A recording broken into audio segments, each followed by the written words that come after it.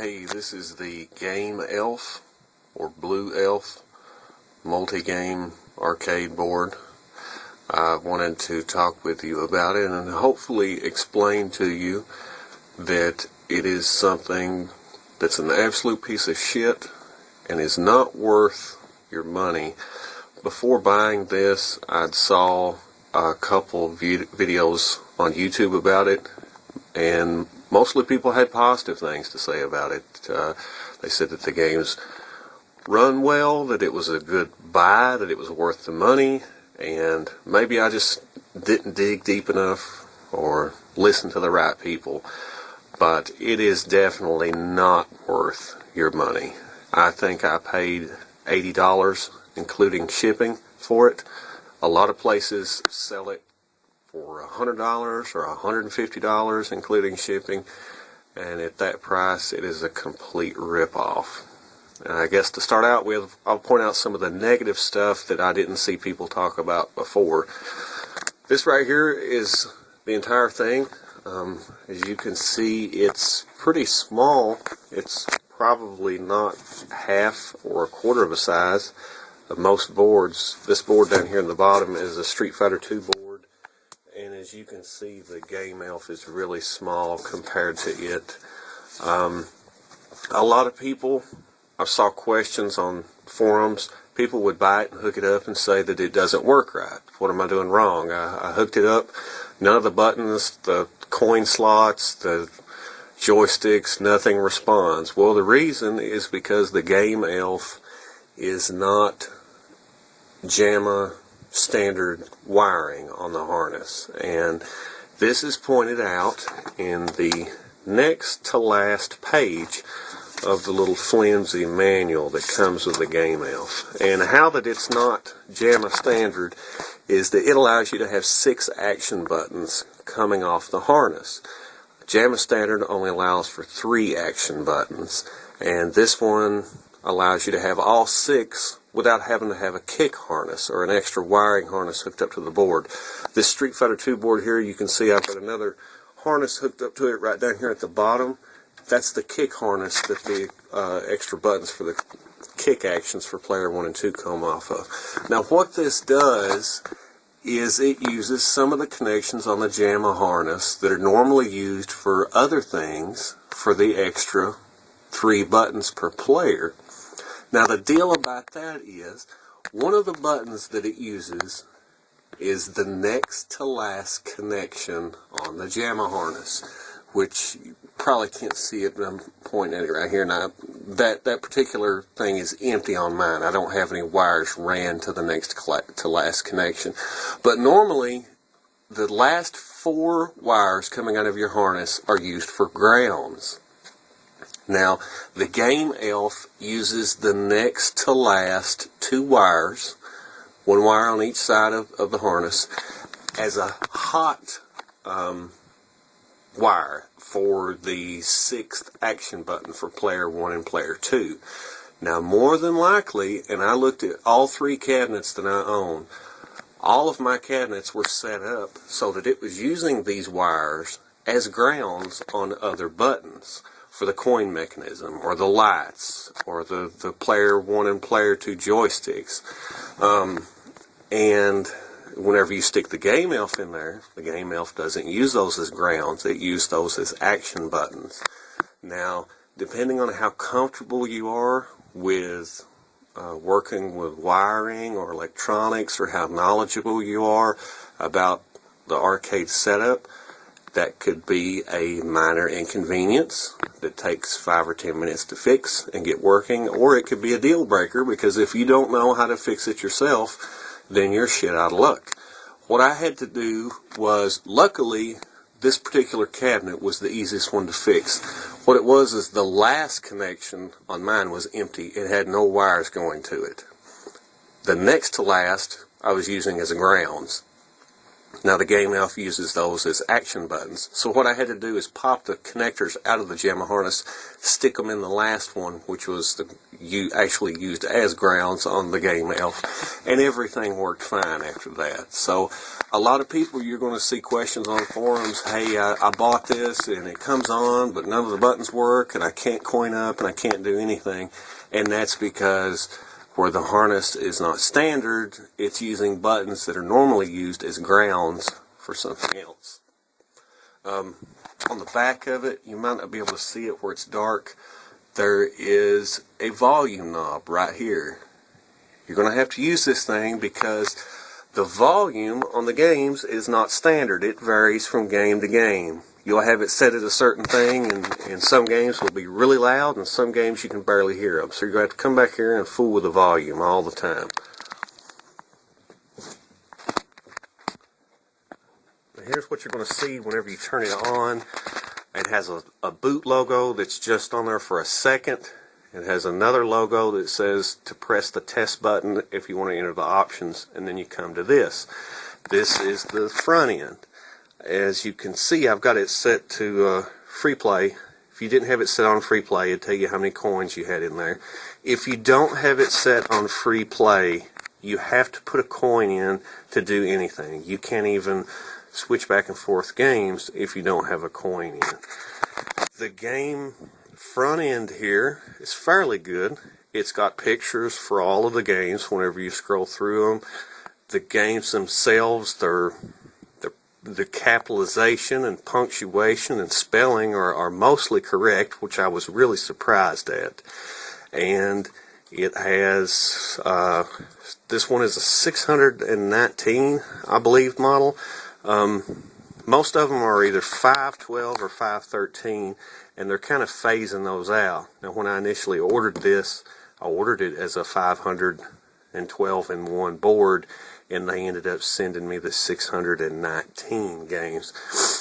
Now, one of the negative things, you can't hardly tell it from this video, but it outputs, the Game Elf outputs one resolution size. Now, I don't know off the top of my head what that resolution size is. I don't know if it's 640 by 480 or what it is. But you can't really tell it from this video. But this thing is running in the window box. It does not take up the whole monitor. It has black bars on all four sides of the screen here. So it's not taking up the whole real estate offered by the monitor. It's window boxed. Every game that you play is going to be presented in this size. It doesn't vary from this resolution. Every game, it doesn't go to whatever the game's native resolution is.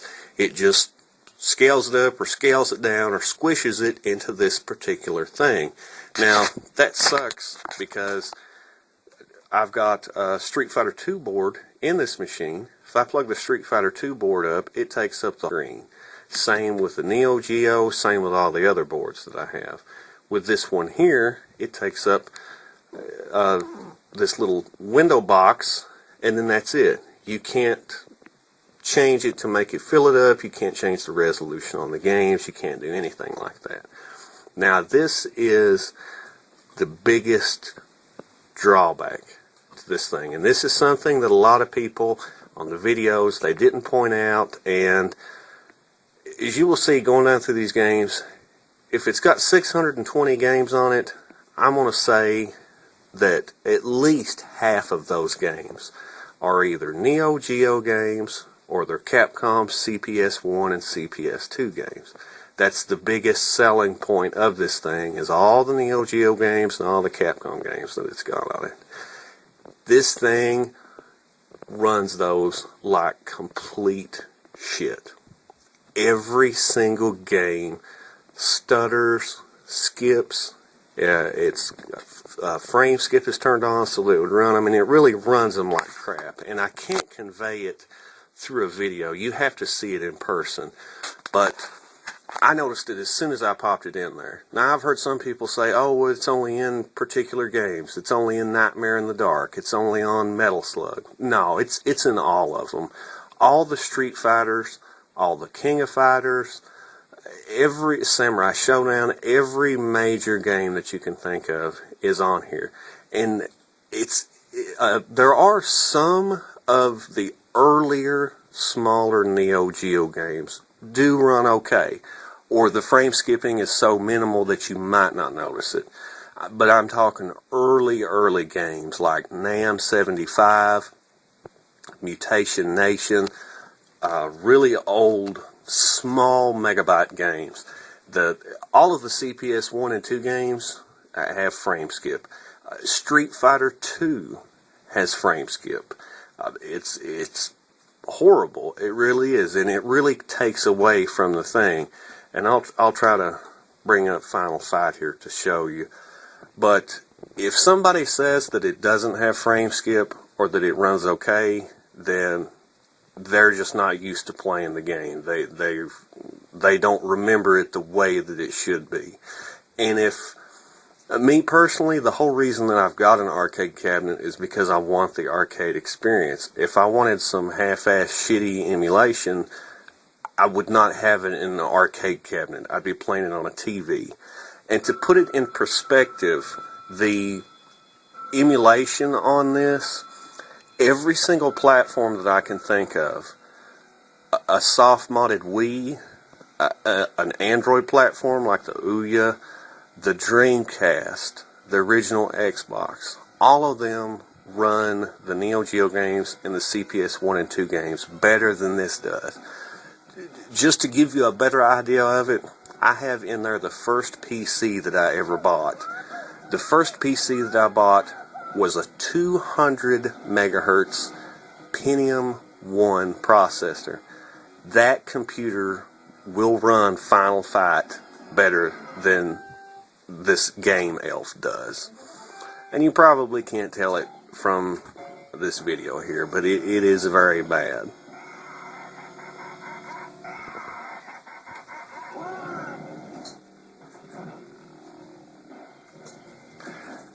If you look over here, I noticed this on a couple games. You've got this, I don't know if it's screen tearing or what it is, but it's a portion of the screen that's just messed up.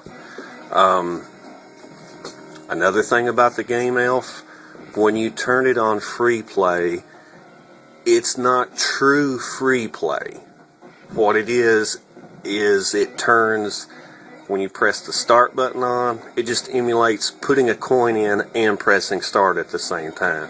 As you can see up here, it says push start.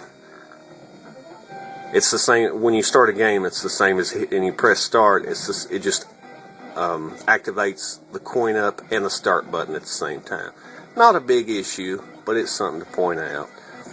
When you enter a game that's running, you want to exit it. You can either hold the start button for 3 seconds, or you can hold the D button for 3 seconds. Hold it down, you got a menu, you go to exit, press it, it goes back to the main screen. Now here's the messed up thing. The game Elf, like I said, half the games that it's got runs like shit. They're not worth playing. Now the games that it does have, that it runs well, are a lot of the older games, the early 80s games, the classic games. It runs those really good. I was trying to think of some examples. Jungle Hunt, Rampage, Galaga. It runs all those really well because it has the horsepower to run them. Now the fucked up thing about it is, the newer games, the games that the draw for it, that you're going to buy it for, it doesn't run those very well.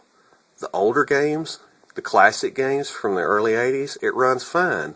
But the thing is, it doesn't include the milestone, the marquee titles from the 80s. It doesn't have Pac-Man. It doesn't have Miss Pac-Man. It doesn't have Donkey Kong. It doesn't have Donkey Kong Jr.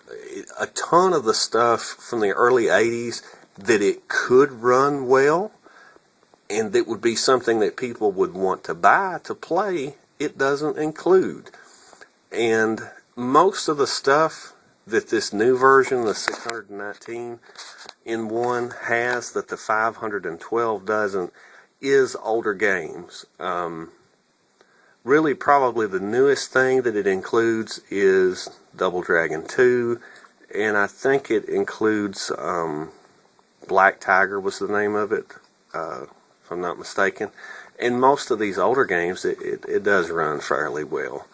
And I was really surprised by how that it runs Double Dragon 2. It runs Double Dragon 2 really well. Another one of the newer games that it has was Alien Syndrome by Sega.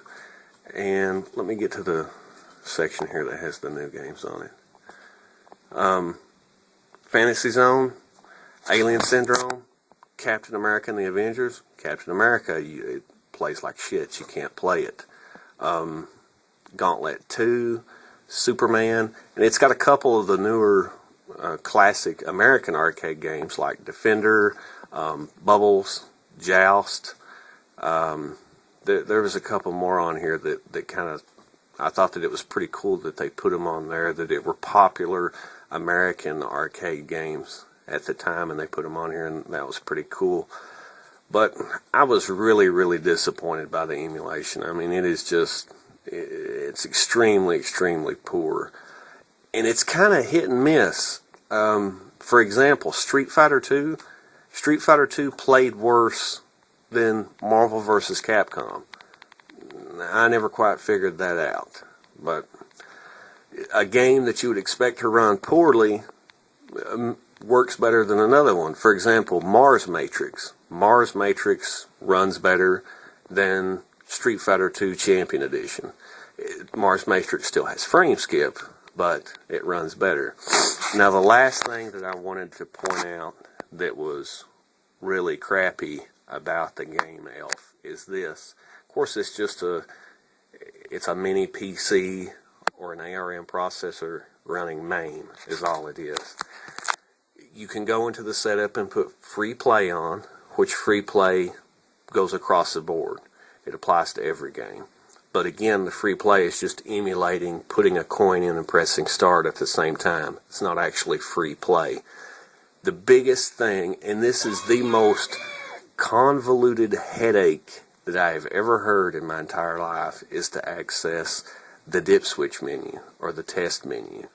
Now, common sense would think that you just reach down and press the test button that's on the inside of your cabinet.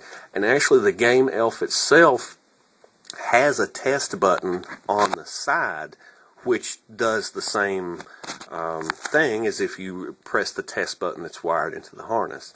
Now you would think, okay, press the test button and either the actual test menu in the game would be brought up, or it would bring up the little black and white MAME menu in the center of the screen. No. What it does, it has a window. When you first power the system on, there is a small window right before that the game, this front end pops up. There's a small window that says press test button to enter options. You have to hit it then when you first power the game on. No other time. I can hit it right now and it won't do shit. You have to press it then. When you enter the menu, you have to go down and change it from normal play to game options. You go to exit. Once you go to exit, it brings the main front end back up, the main screen here that you look at to select your game. Now here's where it goes crazy. You enter the game, and it brings up the menu like the little main menu, the black and white square where you can change all the test settings. Then after that, you have to exit the game, power down the whole cabinet, turn the cabinet back on, hit the test button in that little window of time whenever it says press test button, and then go back in and change it from game settings to normal play. So it's technically possible, but it's much more convoluted, and it requires many more steps than what it should be. And it's such a process that I don't even bother going in and changing anything. I just leave it like it is. And the shitty part about that is a lot of the SNK games are automatically set up to not show blood or to be in another language other than English or whatever. So it's something that you would really want to go in and change and have it apply to the game on an individual basis. You can't just go in and change all Neo-Geo games to English and show blood. So that's pretty much a headache. But I realize entering the test menu is a small thing.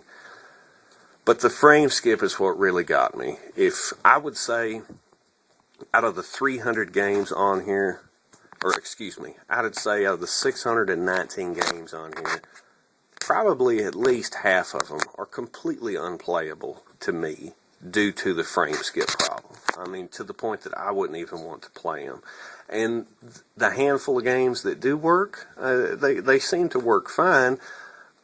But the problem is you've paid full price for something that you're only going to be able to use half the stuff on it. And if you're interested in playing the older games or the classic games, the ones that it runs fine, hey, that's great.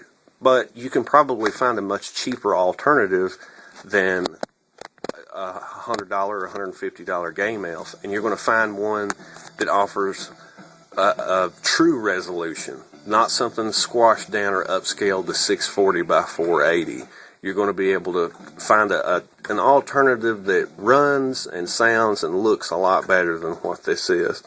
Now, one thing that I wanted to show that I hadn't saw a video of was a game like Galaga. Now, this is one positive thing that I do have to say about the game elf. Even though I don't like the way that it window boxes everything and it puts everything in this one resolution, if you play a game that's a vertically oriented game, it will automatically flip it around and change it so that it'll be centered like this here. Now, it's going to look a little bit crappy because, of course, the resolution has changed and everything's a little bit squashed and stuff, but it is technically possible. On my other cabinet, one of the other cabinets that I've got that is a dedicated MAME cabinet, that I actually have a PC running MAME in it, and I've got the JPAC connector hooked up to it. Whenever, for some reason, when it goes to the vertical oriented games, I can't play those because the screen automatically, it starts rolling, and I have to go in and fool with the VSync, and then it'll fix itself. But then when I go back to play a horizontal game, I have to change the VSync again, so I don't even fool with them on that. But that is one thing that I liked about this, was it will show the vertically oriented games on a horizontal monitor, and it's not too bad. I mean, it's as good as you're going to get, with what it's got to work with. I really don't think, as far as looking at it, you're going to find a different alternative that's going to be a whole lot better for playing a vertically oriented game on a horizontal monitor.